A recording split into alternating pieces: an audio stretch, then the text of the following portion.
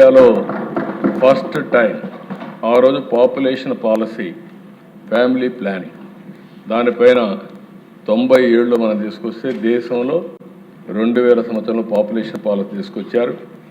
మళ్ళీ తొందరలో మనం పాపులేషన్ మేనేజ్మెంట్ తీసుకొస్తాం అనుకోలేదు.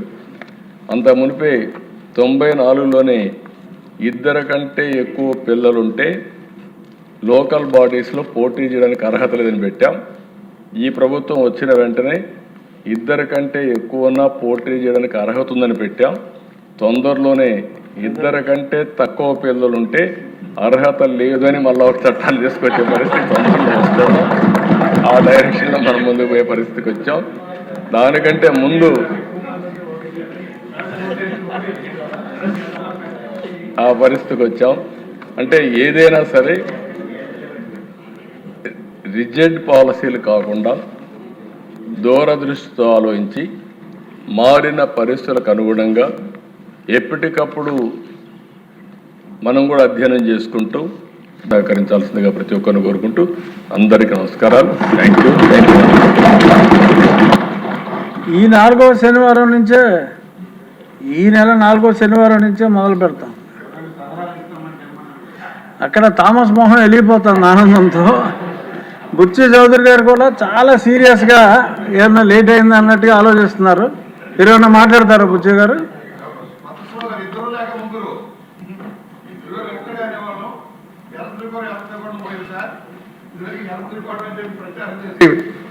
కుటుంబ నేతను పాటించారు. ఇవాళ ప్రపంచవ్యాప్తంగా ఇదే అభివృద్ధి చెందిన దేశాలే వెనకబడిపోతున్నాయి సార్. ఇవాళ చైనాలో జీరోకి వెళ్ళిపోయింది సార్. జీరో కంటే మైనస్కి వెళ్ళిపోతుంది. జపాన్ అదే పరిస్థితుంది, కొరియా అదే పరిస్థితుంది, యుఎస్లో కూడా ఎలా ఉంది, ఇండియాలో కూడా అదే పరిస్థితి వస్తూ ఉంది. ఇవాళ ముఖ్యమంత్రి గారు తీసుకున్న ఈ నిర్ణయం హర్షదాయకం. ఎందుకంటే ఇది రోల్ మోడల్, భారతదేశానికి రోల్ మోడల్. అనేక విషయాల్లో ఇదివరకు గతంలోనే చంద్రబాబు గారు ఇచ్చిన సందేశాలు తీసుకొని రోడ్లు కానీ అవన్నీ కూడా ఎలాగైతే రిఫార్మ్స్ వచ్చినాయో దీంట్లో కూడా రిఫార్మ్ రావాల్సిన అవసరం ఉంది. జనాభా పెరగాల్సిన అవసరం ఉంది. యుద్ధాల వల్ల, ప్రపంచ యుద్ధం వల్ల ఎంతమంది సెకండ్ వరల్డ్ వార్లో ఎన్ని లక్షల మంది పోయారో మనం చూసాం. మళ్ళీ ఇవాళ జరిగే యుద్ధాల్లో కూడా పరిస్థితి చూస్తూ ఉన్నాం. జనాభాని అదుపు చేసినందువల్ల నష్టం జరుగుతుంది.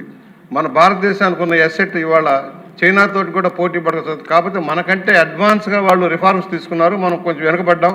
ఆ రిఫార్మ్స్ అందిపుచ్చుకోవడంలో చంద్రబాబు గారు అగ్రగామిగా నిలబడటంలోనే ఇవాళ హైదరాబాద్ లాంటి నగరం వచ్చింది. అనేక సాంకేతిక ప్రతిభ వచ్చి మన పిల్లలు ఇతర దేశాల్లోకి వెళ్ళి షైన్ అవుతున్నారంటే ఆ రోజున చంద్రబాబు ధైర్యంగా తీసుకున్న నిర్ణయం.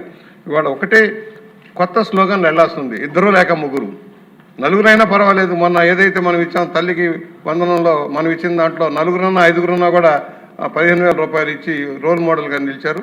ఇవాళ ఇది అవసరం, అత్యవసరం మనకి. ఎందుకంటే అనేక దేశాల్లో అవకాశాలు వస్తున్నాయి సార్. ఒకప్పుడు మైగ్రేషన్ వెళ్ళిపోయేవాళ్ళు, ఇవాళ ఆ మైగ్రేషన్ ఇతర దేశాల్లో కూడా అవకాశాలు వస్తున్నాయి. జర్మనీ కావచ్చు, ఫ్రాన్స్లో కావచ్చు, చాలా దేశాల్లో మన టెక్నీషియన్స్కి, నాలెడ్జ్ పర్సన్స్కి అవకాశాలు వస్తున్నాయి. ఈవెన్ అగ్రికల్చర్ లేబర్ కూడా డిమాండ్ వస్తుంది సార్. అమెరికా లాంటి దేశంలో లేక మన దేశం నుంచి కూడా ఆ వ్యవసాయ కార్మికులు కూడా తీసుకెళ్లే పరిస్థితి వస్తూ ఉంది. కనుక జనాభా నియంత్రణకి భిన్నంగా జనాభా పెరుగుదలకు దోహదపడే ఈ కార్యక్రమాన్ని అందరూ హర్షిద్దాం, జనంలోకి తీసుకువెళ్దాం. అందరం వెళ్ళి ప్రతి గ్రామంలో చెప్పడం, ప్రతి సమావేశంలో చెప్పడం, ముఖ్యంగా మహిళా గ్రూపుల్లో ఏదైతే డ్వాక్రా గ్రూపులు కానీ, ఆర్పీలు కానీ వాళ్ళందరూ కూడా ఎడ్యుకేట్ చేసి వాళ్ళ ద్వారా జనంలోకి తీసుకెళ్లాల్సిన అవసరం ఉంది.